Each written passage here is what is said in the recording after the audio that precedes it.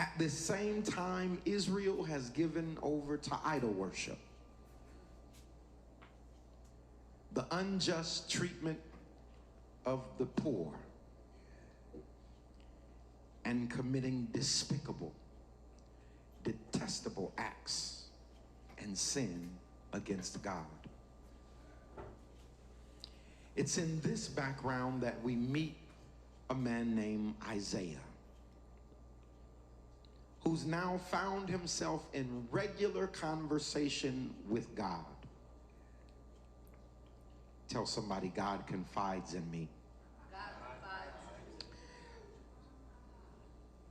What's laid out in the first 5 chapters of the prophet Isaiah is God calling on Isaiah and expressing to Isaiah his observations of the conduct of the people of Israel. His observation of their sinful thoughts, their sinful action, his observations of how they're treating the poor, his observations of how they are treating women and children, how they're treating widows and orphans, how they're treating those who are different from them. God is talking to Isaiah. Tell somebody, God confides in me. God is talking to Isaiah to lay out what the problem is and the challenges that he sees and the things that should be corrected and how he feels about what's going on among these people whom he loves. Somebody tell somebody, God confides in me. This morning, maybe God has been talking to someone in here, sharing his insights and his challenges. This morning, maybe you're here and God has put something on your heart that leaves you unsettled, that leaves you challenged, that leaves you up at night struggling, trying to figure out how could this be? How could we allow this to go on? Tell somebody, God's been confiding in me. God is calling Isaiah and talking to him about all of the things that he sees. Maybe this morning you've been watching the news and you're frustrated and irritated and upset. Maybe this morning you're here and you've been walking through your neighborhood and walking down the street and you can't figure out how did things get so bad. Maybe you're standing at the corner. Maybe you're a teacher and you're looking at the condition of our young people and you're saying, how did things get like this? Maybe your heart has been heavy looking at the condition of our people. Tell somebody, God confides in me. Maybe you found yourself unusually consumed and concerned, passionate about the condition of a certain group of people, a certain place, or a certain issue. Maybe there are some things that before right now you never cared about, never thought about, but all of a sudden it's heavy on your mind, it's heavy on your heart. You can't sleep at night. It's hard to get out of bed in the morning because all of a sudden there's been something on your mind and on your heart, something that keeps you tossing and turning, something that won't let you stay still. Tell somebody, God confides in me.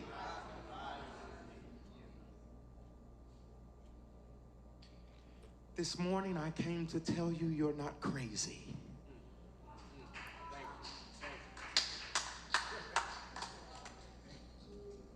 You're not delusional. You're not making stuff up. But that God has been confiding in you. Tell somebody, God confides, in me. And then we get to this morning's text. We find Isaiah, after having regular conversation with God in the first 5 chapters, after God has laid out the sin of Israel and talked to him about how wicked they've become, how they have gotten into all type of idol worship, how they have put their trust in other nations rather than putting their trust in God. Isaiah finds himself in the presence of God. Scripture says that he saw the Lord high and lifted up, with with his train filling the temple. Not only was God there, but God brought some of his best angels, angels that had 2 wings that covered their faces and 2 wings that covered their feet. Isaiah found himself in a holy place. Anybody finding themselves in a holy place? Anybody in a place right now in your life where God is showing his beauty and showing his power and showing his love? Anybody this morning that you're in a place in your life where God is bringing you closer and more intimate with him? Is there anybody this morning that God is showing off in ways that you've never seen and never experienced? Is there anybody this morning that the Lord is letting you see his greatest works, letting you hear his greatest songs, letting you understand his greatest ministries? Tell somebody again, God is confiding in me.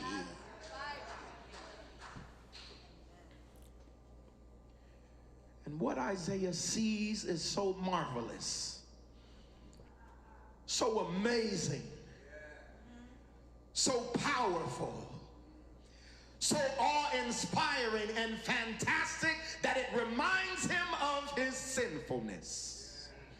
You ever seen the goodness of God just so insurmountable that you begin